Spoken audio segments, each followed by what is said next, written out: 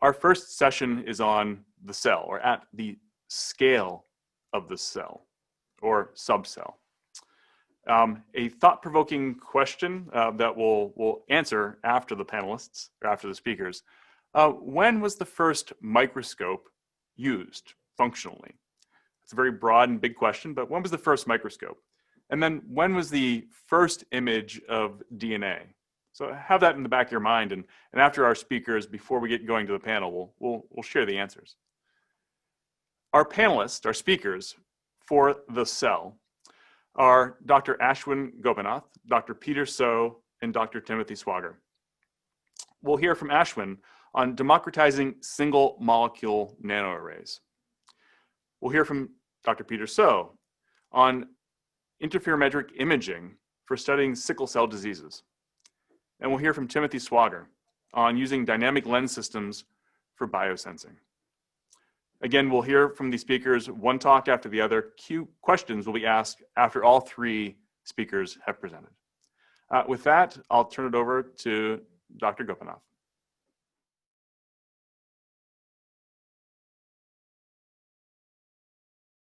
Thanks, Brian, and thanks for inviting me to share some of the work that that we've been doing. I'm fairly new to MIT. I just started my lab a couple of years back, so all the work is just stuff that has happened in the last couple of years.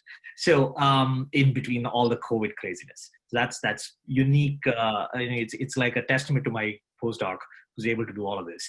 So that's it. So I'm going to be talking about democratization of single molecule nanoarrays. And so it's kind of a little vague to understand what I mean by that. So I just want to kind of take a toy example of what it is like to do single molecule optical experiments and then jump off from there to say what it is that we are doing. So typically, if you want to interrogate single molecules using any kind of optical microscopy, you take a surface, you put a whole bunch of molecules on the surface, and then these molecules will have either fluorophores on them, you're doing FRET, there are different kind of analysis that you can do. And you typically end up getting in a cartoon picture. This is the data that you end up getting. Now, that's not necessarily the most optimum use of the surface. You could increase the concentrations, and when you increase the concentrations, you would have an overlap of a whole bunch of these molecules very close to each other. And because of diffraction limited problems, you'll have to use advanced super resolution techniques to kind of eliminate a whole bunch of data points, or to use to interrogate and understand what is happening. On the flip side, if you actually reduce the concentration, the amount of data that you can end up getting on that surface. So within this setting, the question is, what would be the ideal organization of single molecules to maximize the amount of data collected? And the answer is kind of simple. It's just, you put the molecules such that the distance between them is just a little bit over λ/2. There is the dielectric constant in there, but let's ignore that for the time being. So if you have a hexagonal close packing of single molecules guaranteed to be at λ/2 periodicity, that's about as much of the data you can actually get from the surface without using sophisticated single molecule resolution or like super resolution techniques. So that's the question that we are trying to answer.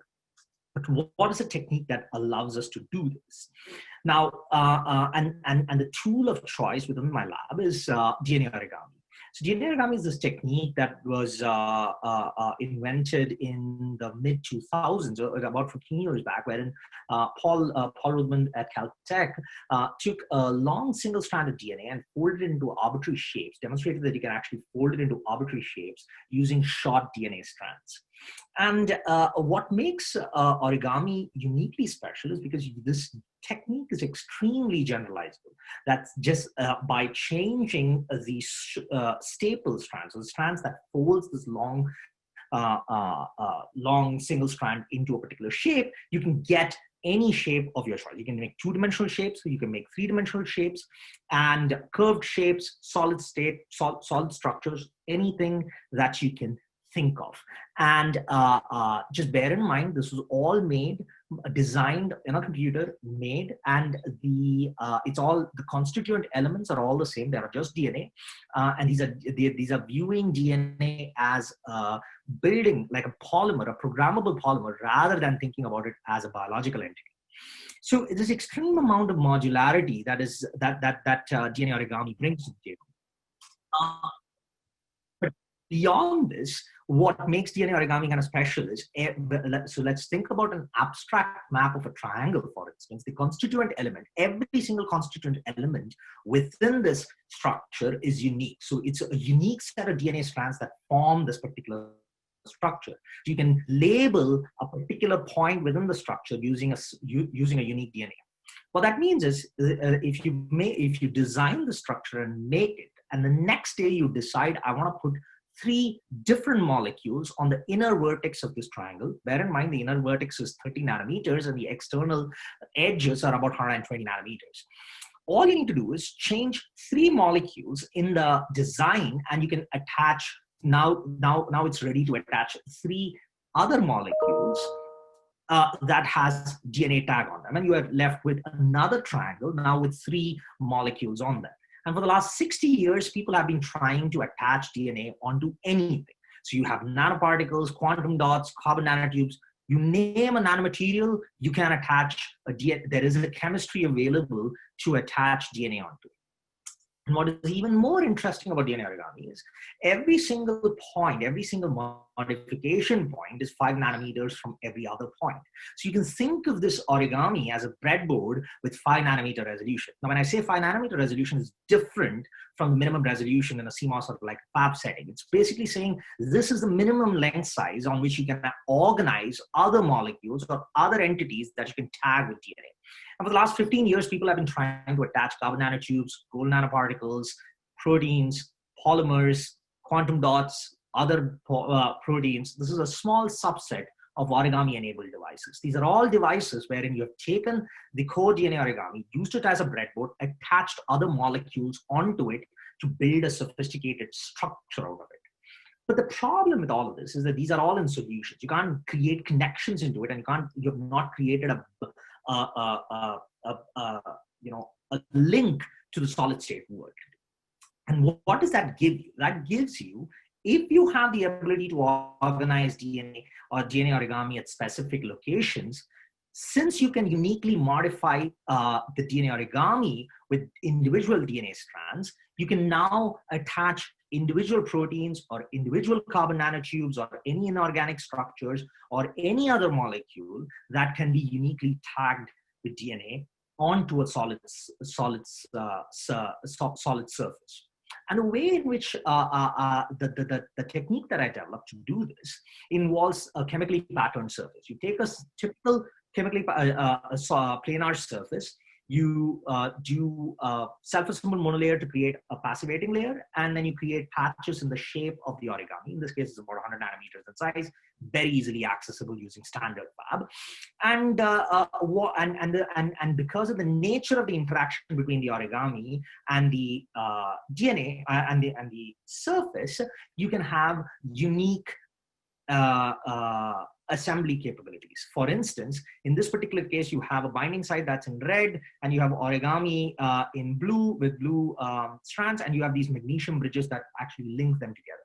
Because it's a cooperative interaction, it acts as an energy minimization process. So if you have a simulations of the binding site and the origami, it wiggles around and slots itself into the particular binding site. And this is not just a theory, we can have experiments to kind of demonstrate this. And that allows us a lot of room to tweak different parameters. You can tweak depending on the concentration, the size, and things of that nature. You can design the entire pathway. And what you're left with are surfaces like this. This is a silicon dioxide surface in which there is an origami every 400 nanometers. And on the origami, you can modify just a single entity or a defined number of entities. And we can do this on multiple substrates. We have alignment error less than 8 degrees. Not only can we put molecules on the surface, you can also carry reactive groups within the origami to do chemistries onto the surface. And so you can design on a surface, it's possible for you to give me a particular point, and I can go in and put a particular molecule there and just have a single reaction that's doable. And this is all done on standard microfabrication tools. So the lithography is all standard. We just make 100 nanometer features, and everything else is done by self-assembly. And this is also scalable. And this is a work that we did a few years back, wherein we took 65,000 different photonic crystal cavities, and the intensity of light that comes out of any given photonic crystal cavity is dependent on the location and number of molecules that we put in there. So it's not an art piece. It is to basically say that if you have 65,000 sites on a surface, I can put a defined number of molecules exactly where you want. So if you zoom into any one of these pictures, each point is a pixel, which is a photonic crystal cavity. So on a suspended silicon nitride membrane, and inside which you have a certain mode distribution for the electric field. And depending on that, I can decide where I need to put a particular molecule for a certain intensity of light to come out of that.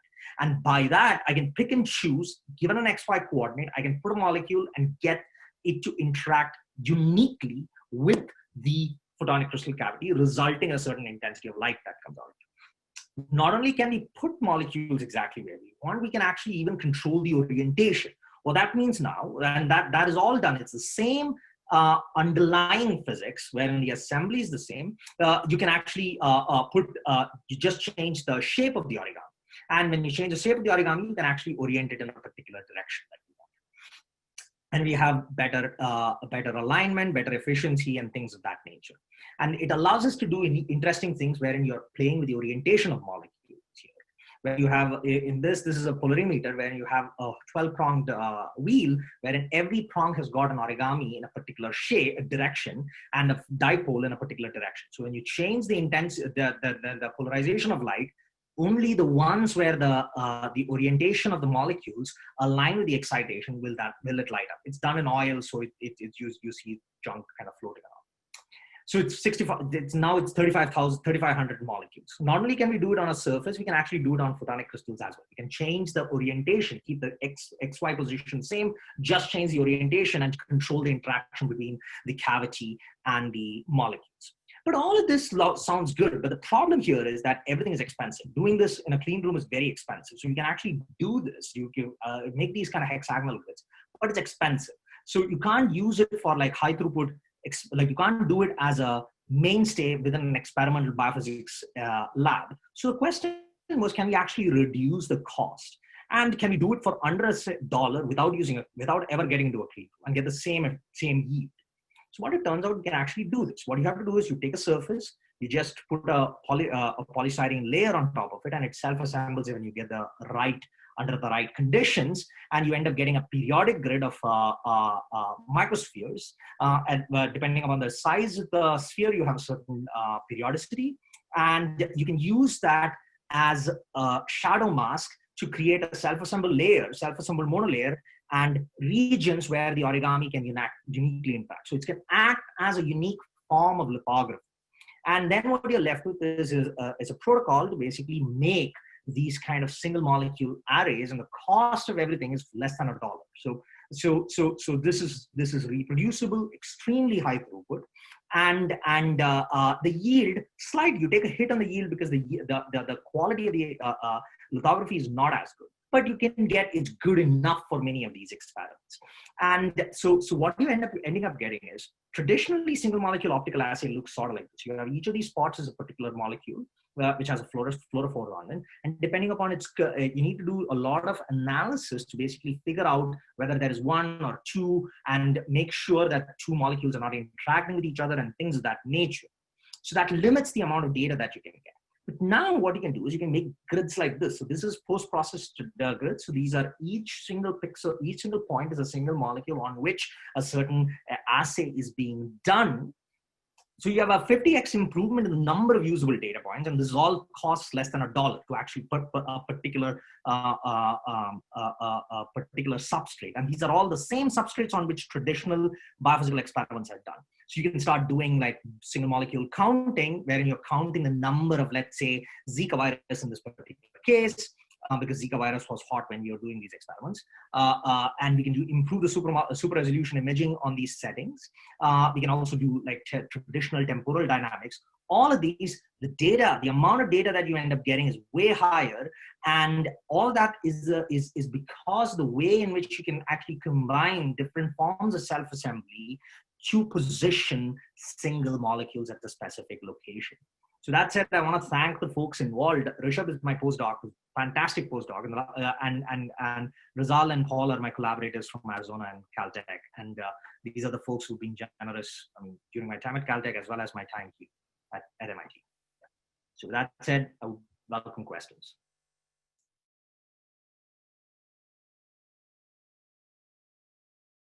Good afternoon, everybody.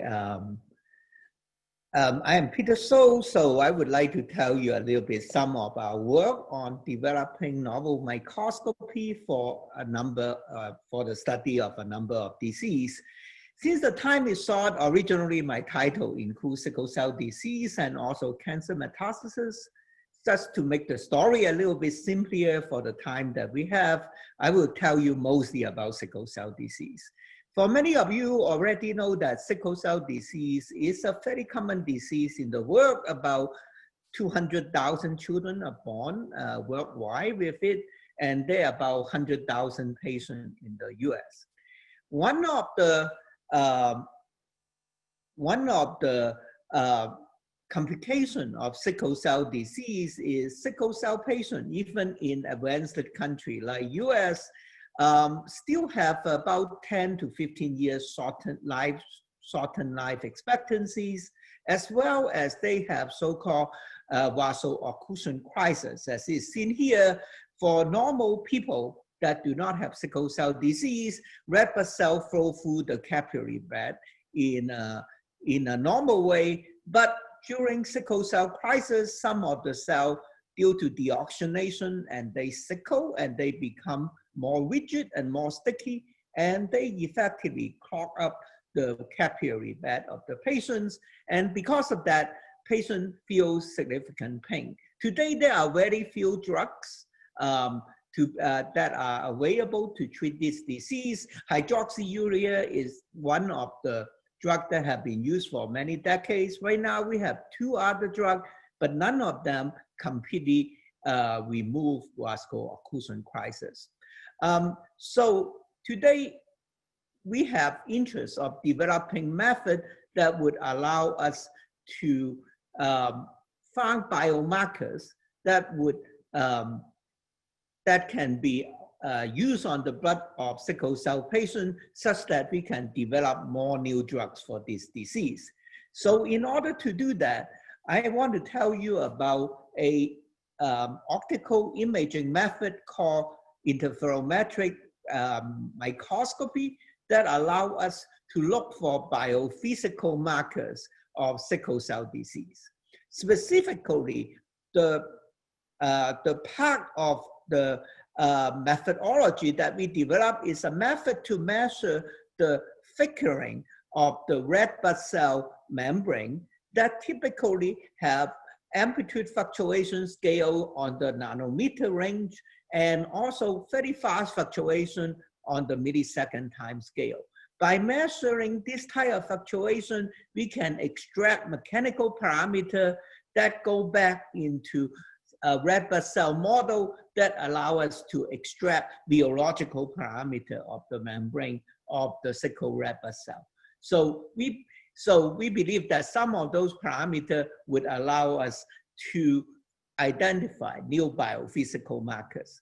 But before I tell you about how we applied interferometric imaging in some of our study of sickle cell disease, I want to tell you what is in the interferometric imaging. So the idea is very simple. If we have an object that have different refractive index than water, for example, the red blood cell, when you have light wave going through the cell, the wavefront might be distorted, and the distortion of the wavefront is proportional to the, if I know the refractive index, it's proportional to the height or the thickness of the red blood cell. There are many ways to measure the wavefront distortion. You can do normal interferometry as shown here, but the way that we have developed is a much more stable method.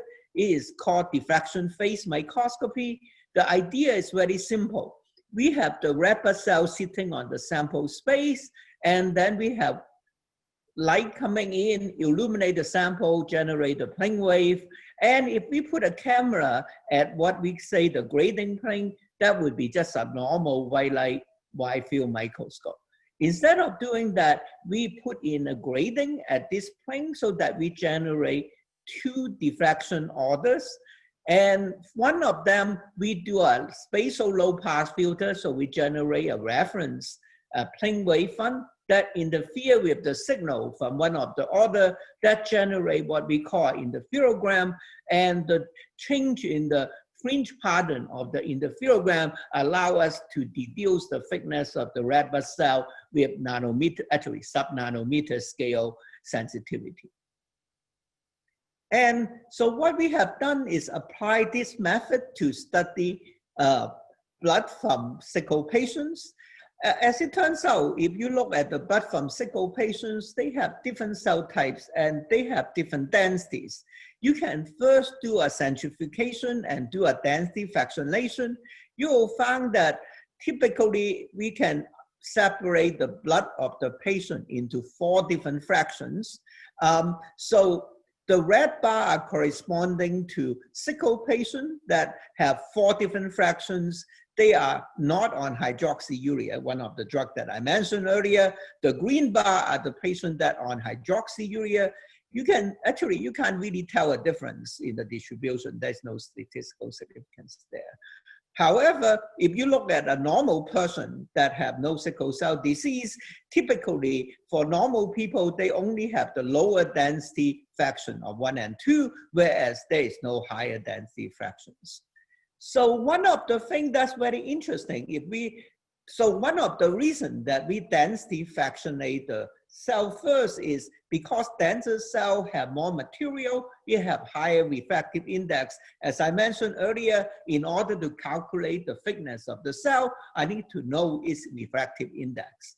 So using the density fractionation, I can identify a population of the cells that have roughly the same average refractive index, and then I can calculate for each fraction what are the fluctuations that I showed you a little bit earlier, and we found that the lower density fraction of the cell fluctuates more, whereas the higher density cells fluctuate less. That means that actually, if we go back to the biomechanics model, we found that the lower density cell have lower shear modulus, whereas the higher density cell has a higher shear modulus, whereas the bending modulus are constant. And the good thing about interferometric microscopy is we not only allow us to extract biomechanical parameter, we also at the same time measure the shape of the cell. So we have biological parameters. For example, we can measure the eccentricity, how elliptical the cell is, surface to volume ratio, the volume of the cells, and you can see statistically, except for the bending modulus, all 4 fractions are very different. So if we take a look at patients that are on drug versus off drug, can we use this biophysical marker to look at the difference of them? So as you can see here, all of them are statistical significant except for some of the measurement in the eccentricity. So both the biophysical parameter like fluctuation and shear modulus and some of the morphological parameter like cell volume and surface to volume ratio, we can, for each fraction, statistically distinguish whether the group of patient is on drug versus off drug. So one of the questions that one might ask is how does this correlate with some of the mechanism of how hydroxyurea works? What people postulate before is hydroxyurea mostly work by increasing the fetal hemoglobin concentration of the patient. So as it turns out, for fetal hemoglobin, the hemoglobin molecule do not have the molecular defect of the sickle cells. It is only when we become an adult, the adult hemoglobin have a subunit that have the defects. So by increasing the fetal hemoglobin concentration, one of the hypotheses is that it allowed the dilution of sickle hemoglobin, but therefore it have lesser chance of having vaso-occlusion crisis. However, if we take a look at the low fetal to sickle hemoglobin ratio versus the high, which is the light brown versus the dark brown color, you will find that for all 4 fractions, there is no statistical difference between the fluctuation or the modulus. On the other hand, another parameter that people have also looked at for a long time is the capsular volume, which is effectively how big the cell is. And in this case, we found that there is in all 4 concentrations, there are statistical difference for cells that have higher MCV. They tend to have a difference between whether patient is on drug or off drug. So this is an interesting measurement. Seems like biophysical marker provide better correlation with whether patient is on drug versus off drug compared to some biochemical marker such as fetal to sickle hemoglobin ratio. So what are the limitations of the method that I showed you earlier? One of the limitations is I need to fractionate the cell into 4 fractions. One of the reasons is because I need to know what is the refractive index of the cell itself in order to calculate the height and get the dimension. So the thing that we would like to do is there a method to improve our technique such that we can, for individual single red blood cell on a single cell basis, measure not only the shape of the cell, the biomechanics of the cell, but also measure the refractive index of the cell. And from there, we can relate it to the concentration of hemoglobins in the cell. So one of the methods that we have developed, I won't go into the detail of the math, is in addition to we can measure the wavefront distortion, which is related to the refractive index change. I can also measure how much the light is transmitted through the cell, which is related to absorption of the light by the hemoglobin. So because the refractive index and extinction coefficient both is a concentration of hemoglobin, so if I measure both the transmission of light, the amplitude, and the phase image, I can simultaneously solve this set of equations and calculate on a single cell basis the concentration of the hemoglobin as well as the height of the cell. And so this is the result, the data that comes in, the phase map and the amplitude map that we can get both from the diffraction phase microscope at a single shot basis. From there, we can on a single cell basis calculate the shape, which is the height, and also the concentration of the hemoglobin in the cell. So right now, what we could do is able to, in an image of many cells, for each of the cell now identify both the concentration and the volume, and we can now also compare this type of measurement to some clinical measurements. So right now, so for typically when the sickle patient give blood so that the clinician can monitor their disease state, they typically use a blood analyzer that give an average measurement of what is hemoglobin concentration on all the red cells in the sample, as well as what I mentioned, MCV, they give you the average size of the population, which is the mean value that has been measured with the current clinical measurement. But the good thing is with our new method, we not only have the mean, but we can measure the distribution. And that potentially can provide a lot more new information.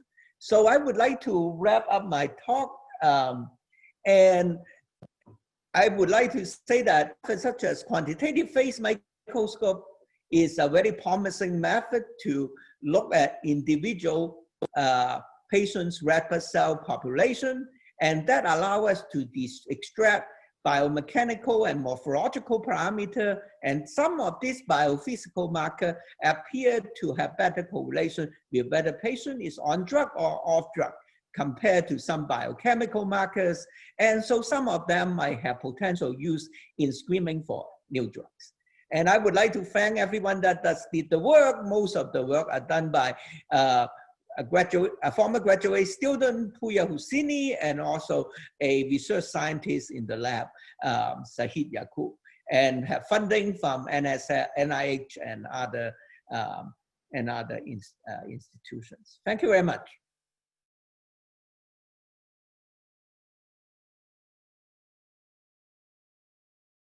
Hello, I'm Tim Swager, Department of Chemistry, and today I'm going to tell you about our work on liquid lenses for biosensing. And what I'm showing on this first slide is something that looks like a bunch of flying saucers. It's actually showing a couple things. One's that we can orient these droplets. They are actually spheres, but only half of them are showing up because they're index matched. The other side are index matched to the continuous phase, which is water. And the reason we're interested in these types of systems really is drawn upon inspiration from nature. So if you think about the fidelity which biology has to conduct, molecular recognition, know one cell from another, really has to do with the fact that on the surface of a cell, there are all these functionality here. They're dynamic, they move around. The lipid bilayer here that's just showing the kind of compartment, the inside versus outside of the cell, is liquid crystalline. It's very dynamic. It's technically a fluid from a physics standpoint. So we've always been interested in how can we create sensors that really emulate these dynamics, this ability to have things to cluster, to come together in unique ways, to create the same fidelity of interaction that is in a cell, and do it in something that we can do sensor measurements with. And so what we work with is creating things that don't really look like cells normally, but they have similar dynamics and surface characteristics of cells.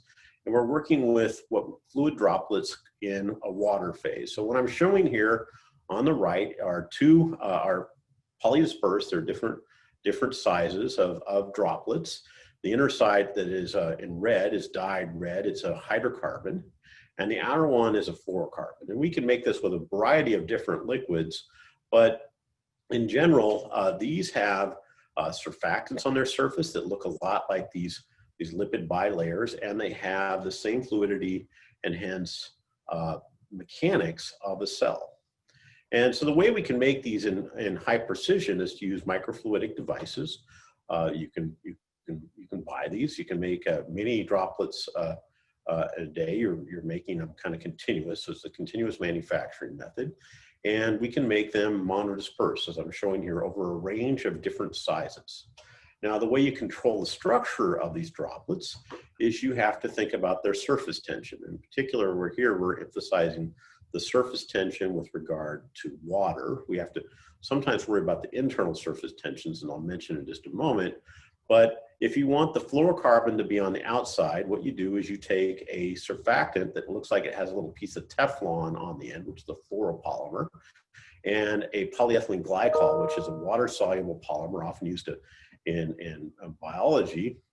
And you put that into your water phase and it assembles on the surface, and the fluorocarbon goes on the outside. And you can see we get, they're monodispersed, we can basically make these nice little crystalline monolayered arrays just by letting the droplets settle in a petri dish. Or we can use a hydrocarbon surfactant and put the hydrocarbon on the outside. Now we can take mixtures of these two and we can create a continuum of different droplets. And one of the things that's important is they're all round, okay? They are round because the dominant interfacial tension is between the water and the outside, either the fluorocarbon shown here on the bottom or the hydrocarbon on the top.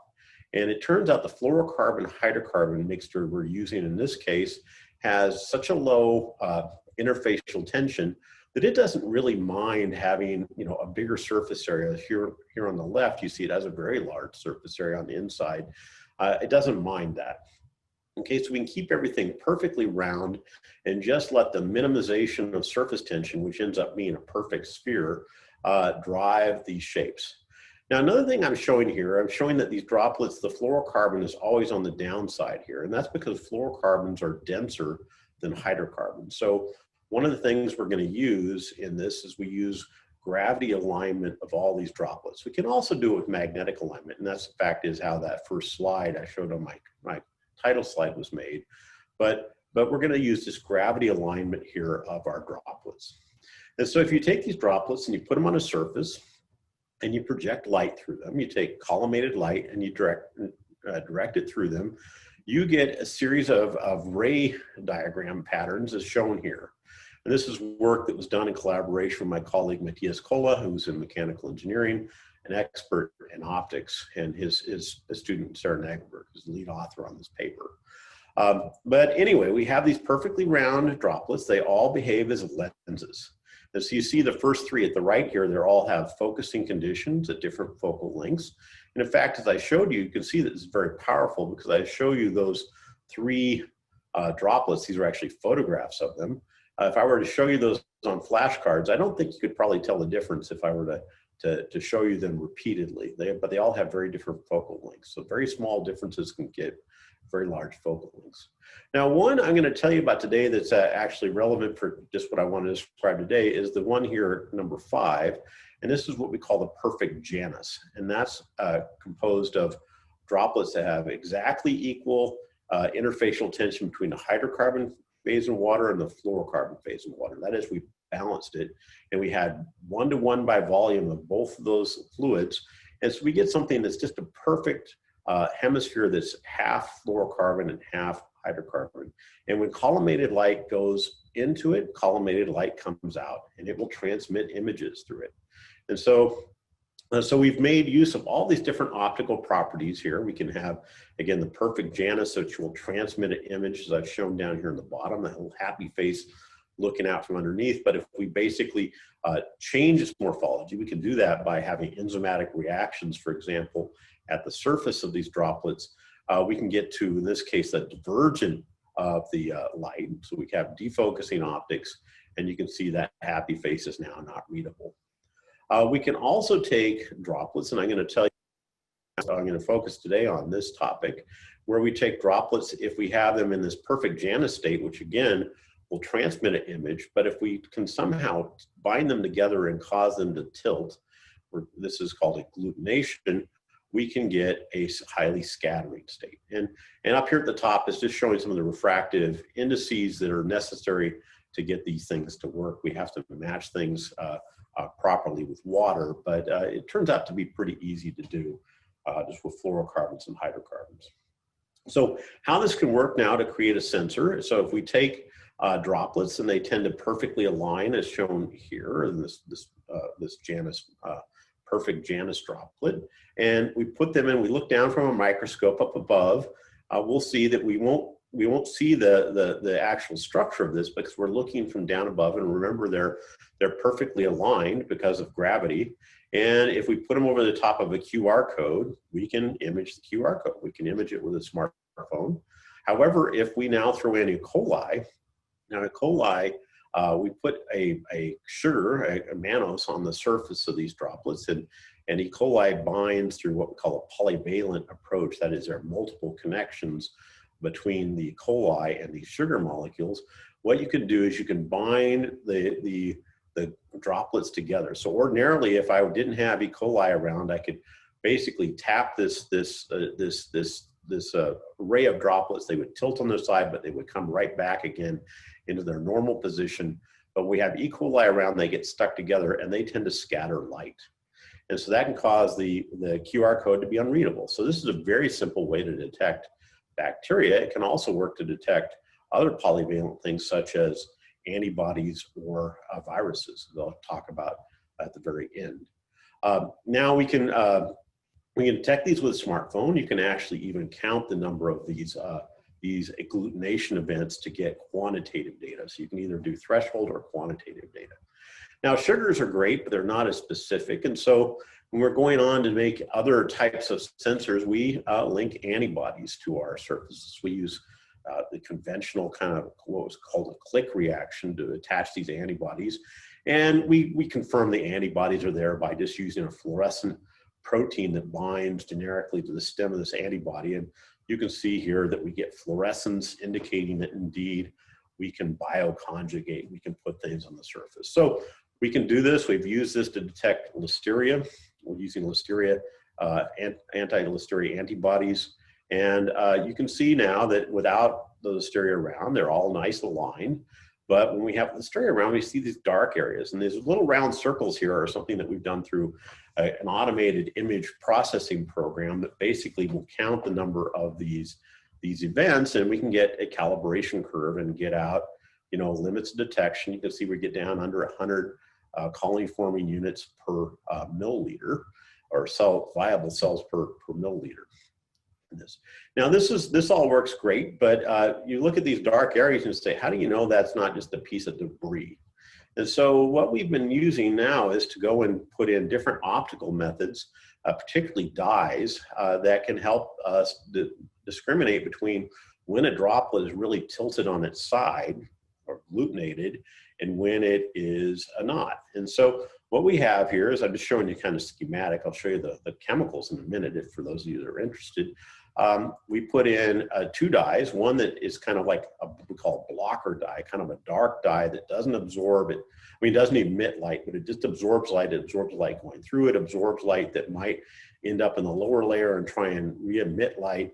And so what happens is that just blocks everything. And if you look at these with a microscope, they don't show much color. You might see a little orange bleed through in this one droplet here at the bottom, but you don't see much of color. So if you look at it with a bifurcated fiber optic doing fluorescent imaging, you won't see much data or much signal. However, if we agglutinate them now by exposing these antibody labeled droplets to listeria, we're going to tilt them on their side. And now you see that red dye is exposed. And so we do this by basically creating dyes that have orthogonal solubility. In this case, we have one that a fluorescent dye that's only soluble in fluorocarbon, a other dye that's only soluble in hydrocarbon, and we choose them so that the absorption of the blocker dye overlaps the emission of the emissive dye, and we decide what wavelengths to measure these at by looking at ratios of their extinction coefficients. And here on the lower right, you can see that indeed when we put that blocker dye in, we can lower the emission coming out of these droplets. And so the way that this works now, just to show you kind of an animation so that we're all clear about this, is we have antibodies on the surface of our droplets. They're aligned with gravity, but when listeria comes in and it wants to bind these, it agglutinates them, and you can see that they get turned on their side. Initially, you can't see the red dye when looking at it from the top or measuring the fluorescence from the top, but now when they're agglutinated, you see that red dye exposing itself. And so when we look at this with our fiber optic assembly, we see an increase in the fluorescence with the E. coli, the listeria concentration in this case, and we can get calibration curves that now are getting us down to, again, a similar ballpark of 100 colony forming units per milliliter, and very rapid tests for listeria. So this is actually very useful for food processing, where you might want to determine rapidly if you have listeria in your food before you send it off to grocery stores. And this is actually a real problem. There aren't technologies that are efficient enough and fast enough to make this happen. So we can do this from the top, as I've shown you before here, but we could also switch things around and do it from the bottom, where we switch these dyes up and put the blocker dye on the bottom and the other dye on the top. And this has the advantage if you're going to go through turbid solution. So remember, the droplets are going to sink to the bottom. So this way we won't have to go through a bunch of solution to get our fluorescent signals out. And this is just a plot showing you it works just as well as the other way. And so we can do this now in very complicated, highly scattering media. So just in summary, we have invented these liquid lens systems that have high fidelity to create ultra-sensitive biosensors. So the detection limits we have here in terms of the rate and the limits of detection are basically best in class. They have really high fidelity. They basically, they emulate cells, and so you're not putting things on, non-compliant surfaces. They're also, through the agglutination method, it's capable of detecting viruses and antibodies, both of which have the same sort of multi-point or multivalent types of associations. And we have now transferred this to basically make COVID-19 antibody tests with limits of detection of 0.2 micrograms per milliliter, which is considerably below what you would express if you basically have been exposed to this disease and developed antibodies. So this has order of magnitude of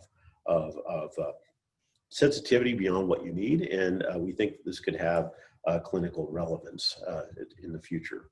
So one of the special things about MIT is the people, or perhaps the most special thing is the people. And I've been fortunate to be able to have a really talented and large group of coworkers. This is the research group proper here shown on the left in front of the State House. And then also my most valued colleague and collaborator, Matthias Kolla, and his student Sarah are shown at the right. And so with that, I'd just like to thank you for your attention and look forward to the panel discussion. Ashwin and Peter and Tim, thank you very much. So we're giving our speakers a chance to walk out of their virtual stage and join us on stage together. While we're doing that, let me just share with you the answers, or my answers, to the questions of when did the first microscope come into existence. The first microscope happened way back in 1590. Some folks that were developing lenses for optical lenses for sight, combined them together to be able to have the very first microscope. But the first microscope was not used to see anything at the really small scale until maybe 1675, where the first bacteria were actually observed. And you can see the mechanical translating, the little knobs, the mechanical buttons that are on this the schematic of that very early microscope. Now, much later, we started using electrons instead of just light to image. That gave us the ability to see things at smaller scale. And so the first tunneling electron microscope came about in about 1931.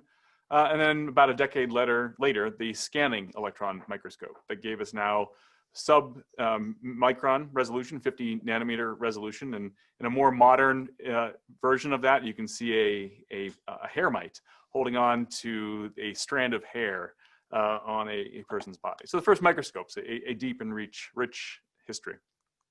Now, the first image of DNA happened in 1952. This was called Photo 51.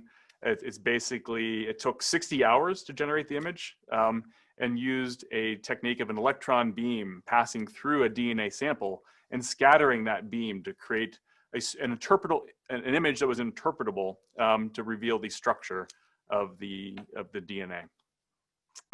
So with that, now I think our panelists are waiting, and I'll welcome them back.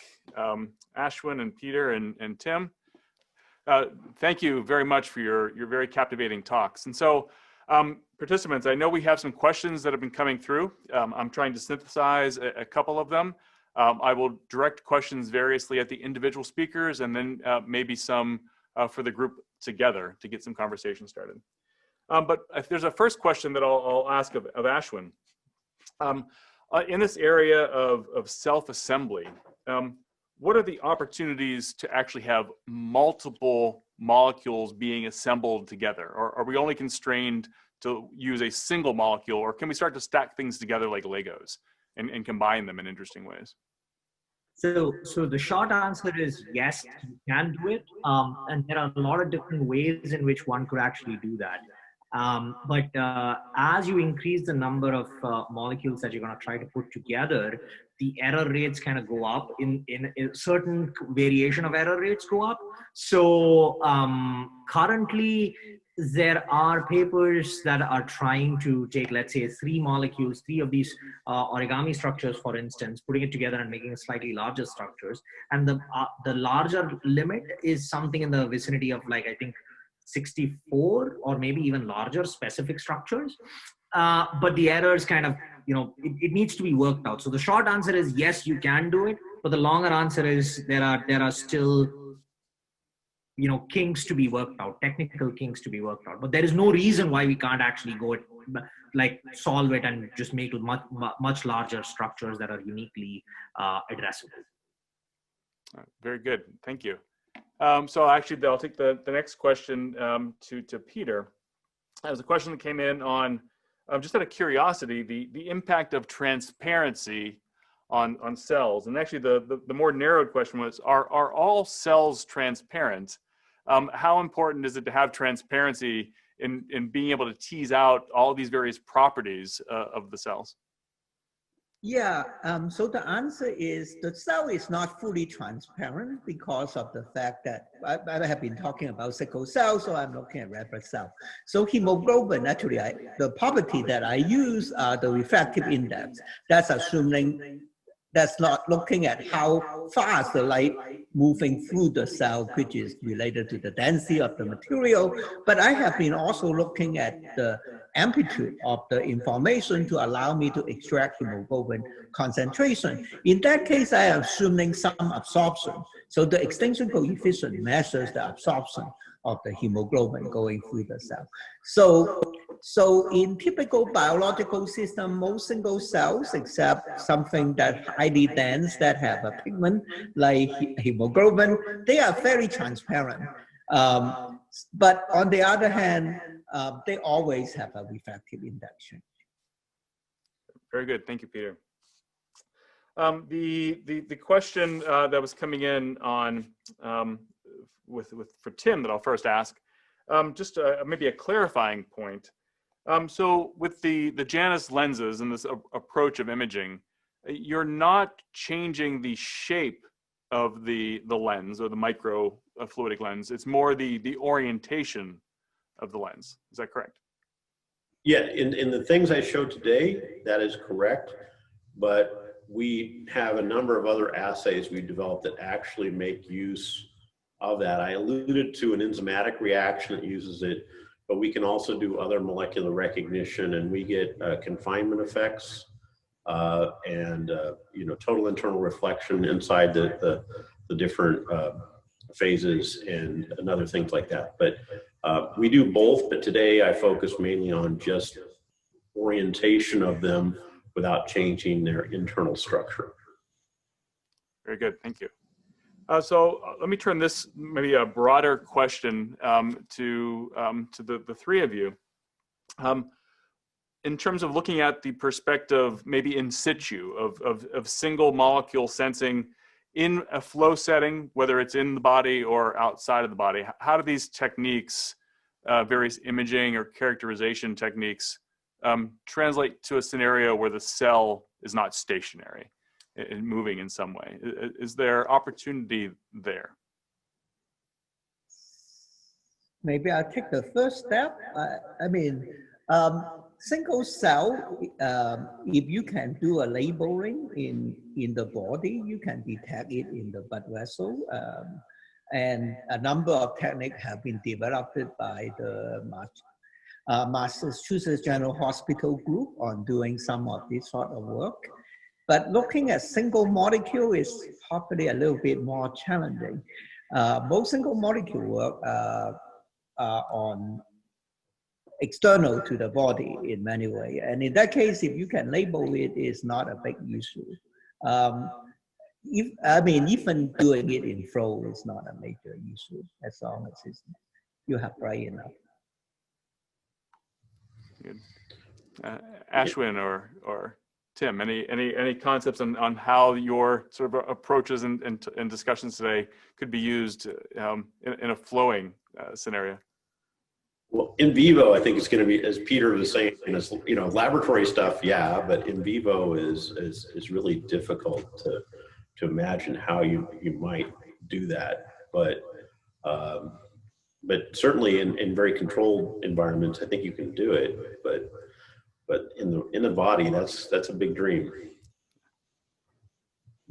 Yeah. So in the body, I second everything that Timothy said. It's sort of if we want to put origami in the body, or if you make a sensor with the origami kind of adding specificity, doing it in a control setting totally doable. But putting it in the body, it's going to be challenging. There are ways that one could think of it. Not easy. We are far from it. So yeah. So small steps as we figure out before we start to do it in real time and live. Yeah, I might also add that I think that one of the recent call for proposal from the Zuckerberg Foundation is actually not as ambitious as what you want to look at single molecule in the body, but they want to go as deep as they can beyond whatever we can do and just to follow single cell. If one can actually do that, I think that would be already be a pretty big breakthrough if one can actually study single cells very deep in the body. So not necessarily flowing, but just being able to see inside the body and characterize. They might flow and they might migrate, right? I think that's why it is interesting to look at individual cells. So if one can imagine looking at white blood cells that are in some cancer solid tumor deep inside, would be interesting. Right now, most of the model kind of expose the tumor and or put it in animal, put it in the surface. So you can get to some depth, but not in a really in situ setting. Okay, very good, thank you. Another broad question here was, I think it may have been directed to an individual speaker, but I'll ask it a little more broadly. But you know, how could these various approaches be used to characterize the proteins on the surface of cells? So the G proteins that sort of control how we're interacting with things outside or inside of the cell. How can we sort of characterize that cell surface phenomenology or chemistry with these various approaches? Well, so maybe I can do that. So we've done things not exactly like that, but we have aspirational dreams to look at those. But we certainly can, if you change surface tensions by having things either cluster or expand, you change the morphology of a cell. And basically, one of the things we can do is we have the ability to kind of open up little apertures that let light in or out of our droplets. And so you can do things like that with these droplets through a change in morphology. So one of the advantages of origami is the fact that it's made out of DNA. And one can think of basically combinatorically putting ligands on the origami at specific orientations and specific locations and doing kind of like a binding assay and then reading it out by sequencing to kind of figure out what are the organization of ligands and like clustering of surface receptors.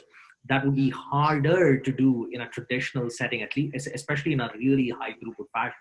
So because of the fact that everything is built out of DNA and you can actually tag specific locations of the origami, one can imagine a way in which you can do these microscopy like changing these kind of traditional microscopy problems into a sequencing problem.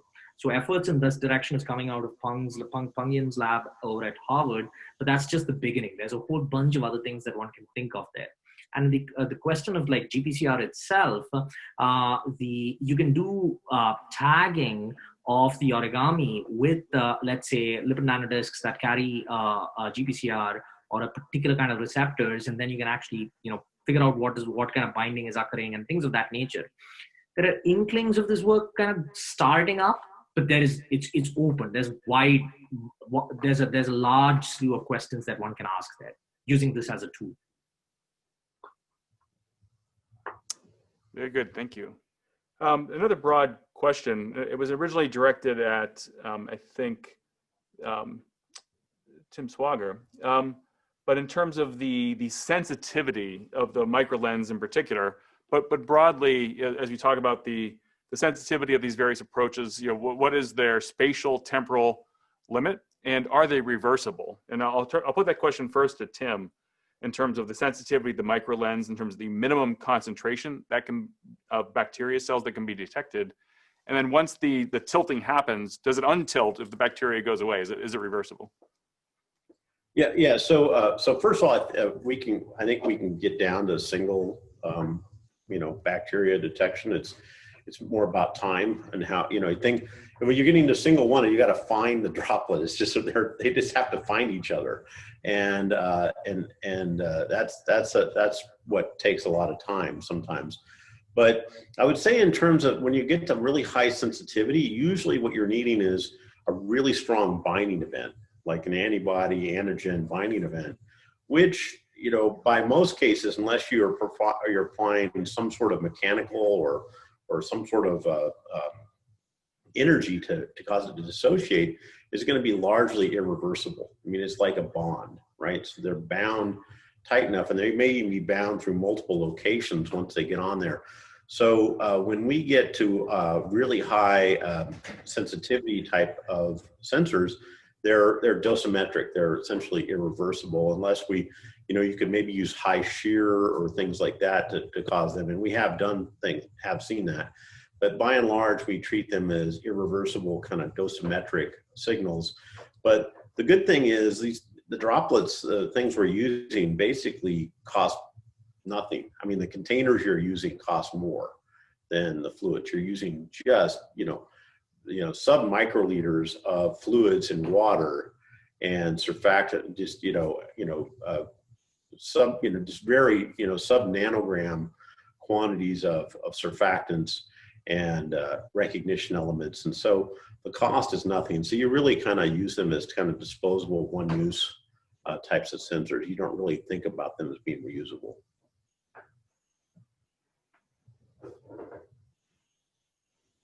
Any comment on sort of on sensitivity or sort of the repeatability of the sensing and measurement technique, either Ashwin or Peter? Yeah, so I think all the different techniques, all three of us have talked about very different techniques, and certainly sensitivity are also very different. So the technique that I talk about are sensitive on the almost 10 picometer scale. So if I want to look at the formation of things, I can see that very accurately and very fast. So one of the applications is in biomechanics, and just to link back to some of what Tim have been talking about, there are some ideas that we have not pursued of looking at protein binding to surfaces, and from there cause surface tension change, and we might be able to detect it very sensitively based on the high displacement sensitivity that we have. So everything that we are doing, we are just basically taking existing highly sensitive detectors, be it like surface plasmon or microring resonator. There's a lot of single molecule sensitivity sensors that are nano-fabricated, and it's available. The designs are available. The problem is basically making it specific to actually putting a capture site exactly in the hot zone wherein the sensing actually occurs. And that's the problem that we are trying to solve, or it's solved. So now the big question is to kind of pull, to increase the amount of multiplexity so that you can actually simultaneously be looking at, let's say, 100 different kinds of molecules, all of them at single molecule sensitivity, but with specificity as well. That's one arc of problems. The other one is trying to take ideas from DNA nanotechnology, where you're constructing exquisite little constructs wherein you act as a molecular transducer, wherein you're looking at molecular interactions and those interactions leading to a measurable CMOS signal, be it electrical, optical, whatever else. So you have on the surface exactly where you want some kind of molecular event occurring, be that just two proteins interacting with each other. When they're close to each other, it has a certain signal. Further away, it has another signal. So something like that sitting on top of a transistor. Now the transistor's on-off characteristics is going to change depending upon whether the two proteins are close to each other or not. So now it becomes a real-time measurement of trying to do protein-protein interactions. That's useful for things like drug discovery and stuff like that. But it's basically, once you solve the problem of how to connect the molecular world specifically to a detector, then you're left to the creativity of how you actually, what are the molecules that you put on top of it, and what are the questions that you can ask from there. So that's what we are focusing on. Very good, thank you. So I'll ask one question and sort of pose this to each of you. It's an interesting question the way that it's posed. are the technologies, your various approaches, translatable to the real life? But specifically, can we just use dirty examples? Can we use dirty samples, or how purified of a bacteria or cell or material do we need to be looking at? Or can we take a real world sample and directly characterize it? Or how do we sort of what's that translation step to make it applicable to those dirty samples?